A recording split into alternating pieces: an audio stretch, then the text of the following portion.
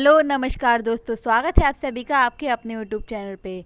आज हम शुरू करेंगे आरबीएससी हमारा राजस्थान बुक का एक नया अध्याय जिसका नाम है ग्रामीण व शहरी प्रशासन। ये अध्याय 9 है। इससे पहले हमने 8 अध्याय कंप्लीट कर लिए हैं, आप उसको देख सकते हैं।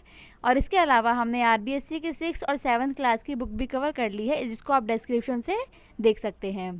तो इसमें हम सबसे पहले इसको रीड करेंगे और इसके बाद जो जो इम्पॉर्टेंट फैक्ट्स हैं उसको लर्न करेंगे। तो चलिए शुरू करते हैं अध्याय 9।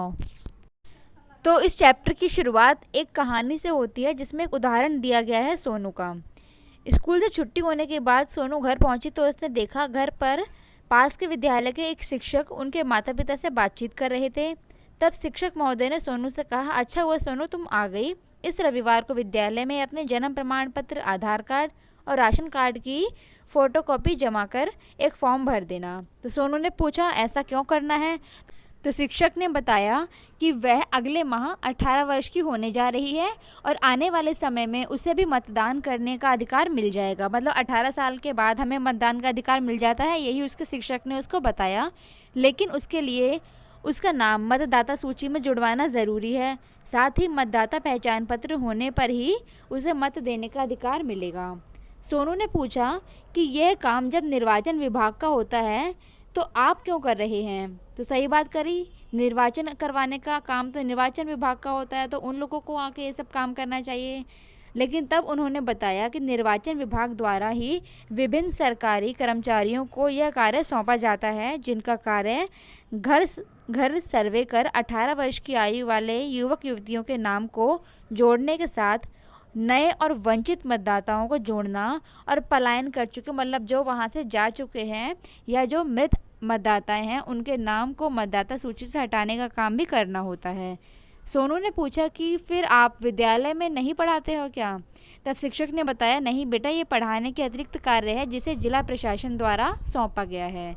तो सोनू और शिक्षक की जो बातचीत है हमें इस चैप्टर की भूमिका बताती है कि इस चैप्टर में ग्रामीण प्रशासन और शहरी प्रशासन के बारे में बताया गया। तो चलिए इसको डीपली देखते हैं।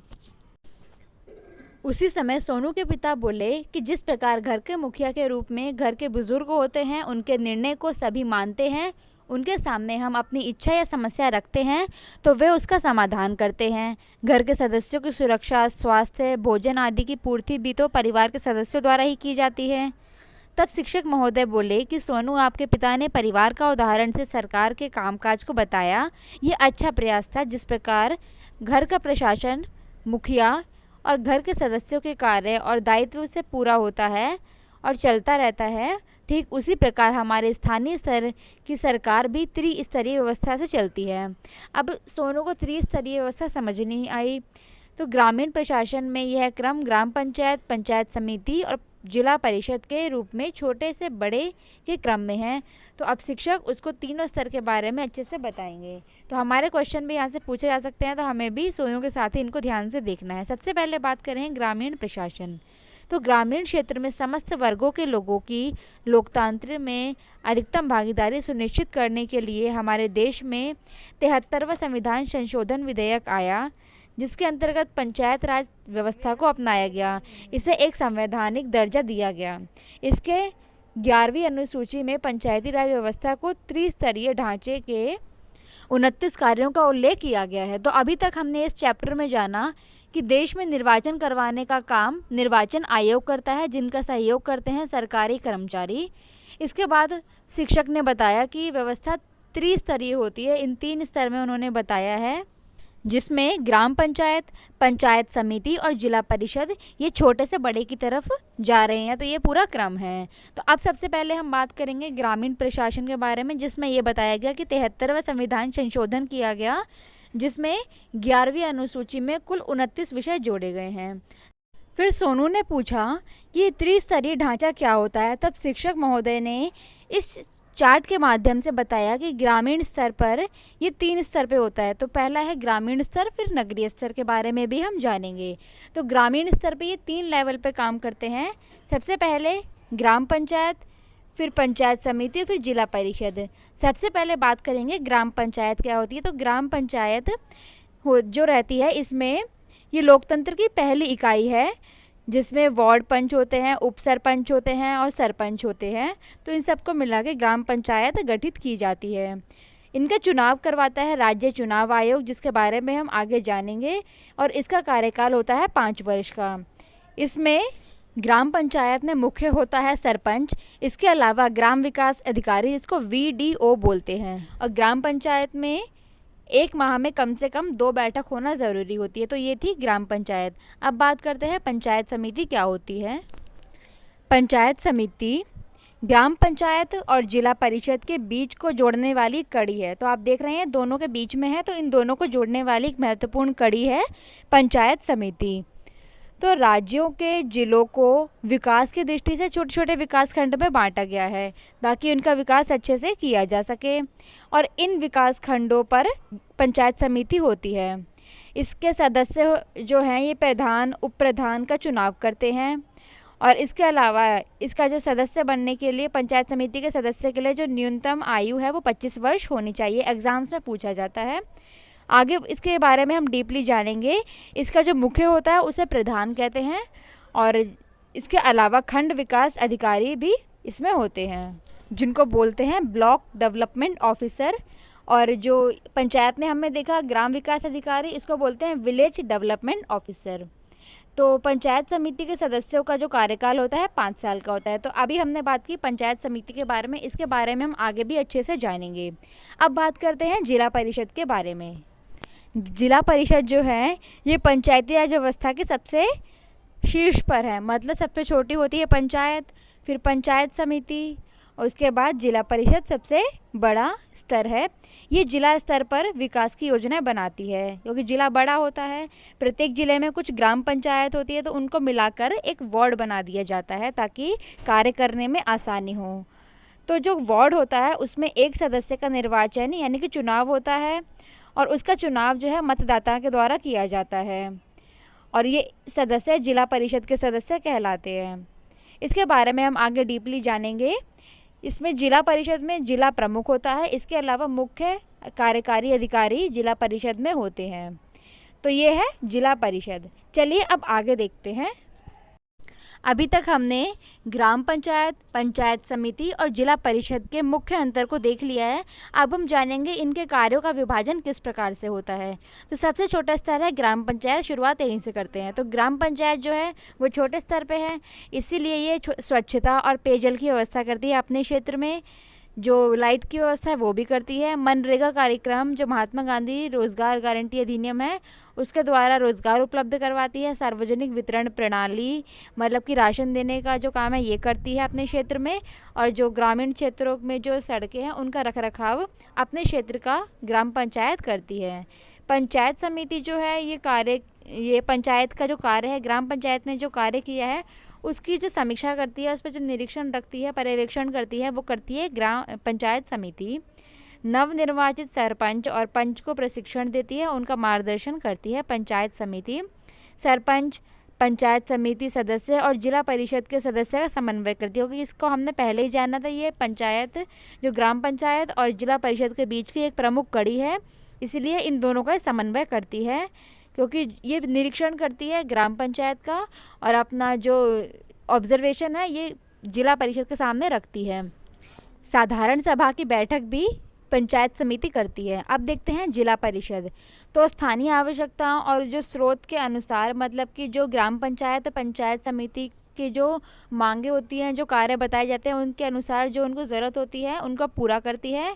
और योजनाएं जो जिला स्तर पर लाती है वो जिला परिषद लाती है।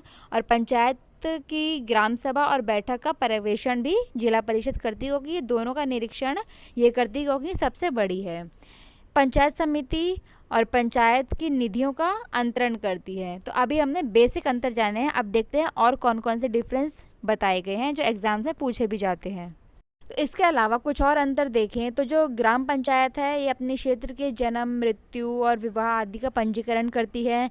आपदा या महामारी आ जाए तो उस समय जिला प्रशासन से समन्वय रखती है, लोगों को सहायता देती है।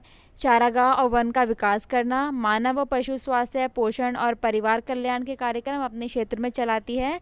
और स्थानीय भौतिक संसाधन का विकास, समुचित उपयोग जो है ये ग्राम पंचायत अपने क्षेत्र में करती है। पंचायत समिति की बात करें तो पंचायत समिति की बैठक और स्थानीय समिति के द्वारा लिए गए निर्णय की अनुपालना करती है और उनका रजिस्टर रखती है अपने पास।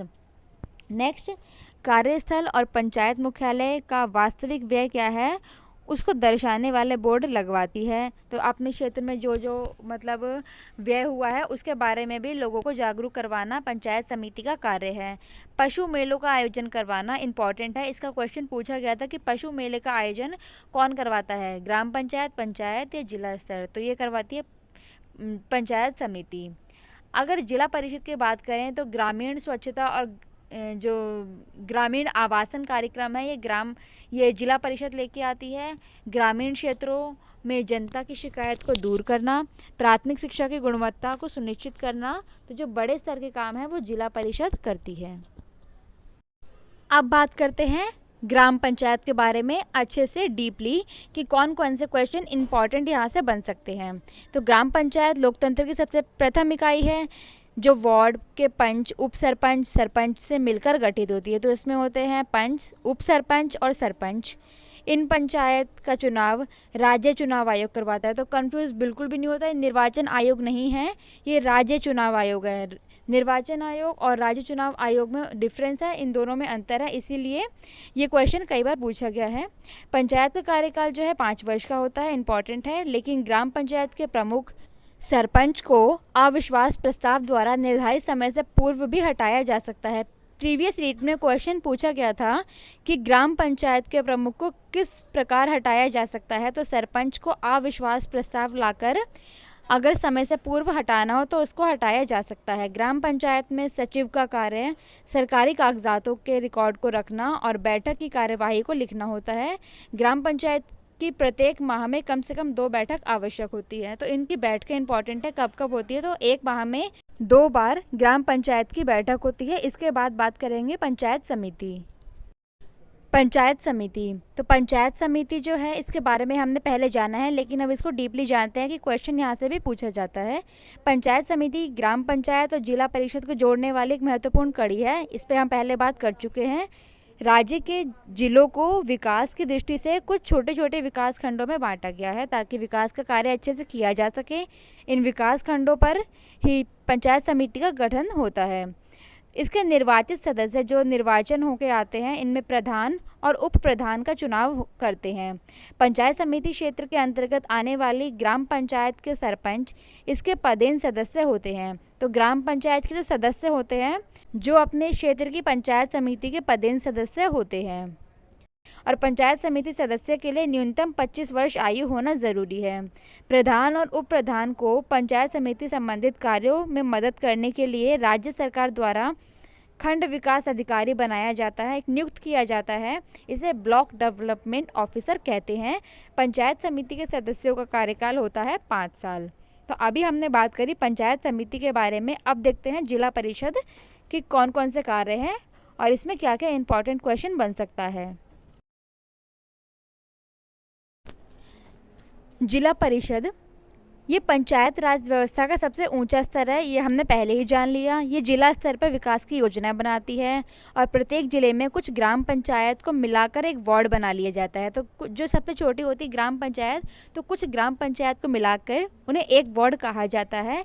इस तरह जो गठित प्रत्येक वार्ड से एक सदस्य का चुनाव होता है, उस वार्ड के मतदाता के द्वारा किया जाता है। तो अपने वार्ड से एक सदस्य चुना जाता है, उसका चुनाव किया जाता है और ये सदस्य जिला परिषद का सदस्य कहलाते हैं।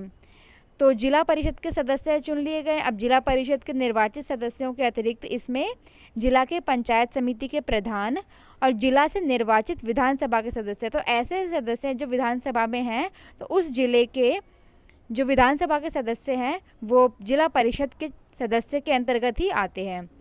मतलब कि अपने क्षेत्र से जो व्यक्ति है, अगर वो विधानसभा का सदस्य है तो वो जिला परिषद के सदस्य के अंतर्गत ही आएगा। जिले से निर्वाचित लोकसभा और राज्यसभा के सदस्य भी जिला परिषद के सदस्य होते हैं। तो लोकसभा और राज्यसभा में जो जो सदस्य गए हैं और वो उस क्षेत्र से संबंधित हैं, तो उसके जिला परिषद के भी वे पदेन सदस्य कहलाएंगे। इंपॉर्टेंट फैक्ट यहाँ से बनता है और क्वेश्चन यहाँ से जिला परिषद के निर्वाचित सदस्य मिलकर जिला प्रमुख और उप जिला प्रमुख का चुनाव करते हैं। जिला प्रमुख को जिला परिषद के समस्त कार्यों में मदद करने के लिए राज्य सरकार द्वारा एक मुख्य कार्यकारी अधिकारी की नियुक्ति की जाती है और जिले में समस्त कार्य का उत्तरदायित्व जिला परिषद का होता है। तो अभी हमने बात कर ली ग्राम पंचायत के बारे में, पंचायत समिति के बारे में और जिला परिषद के बारे में। इसके नेक्स्ट पार्ट में हम जानेंगे इससे कौन कौन से फैक्ट बनते हैं और कौन कौन से क्वेश्चन पूछे जा सकते हैं। तो आप हमारे साथ जुड़े रहिएगा। मिलते हैं नेक्स्ट पार्ट में। धन्यवाद।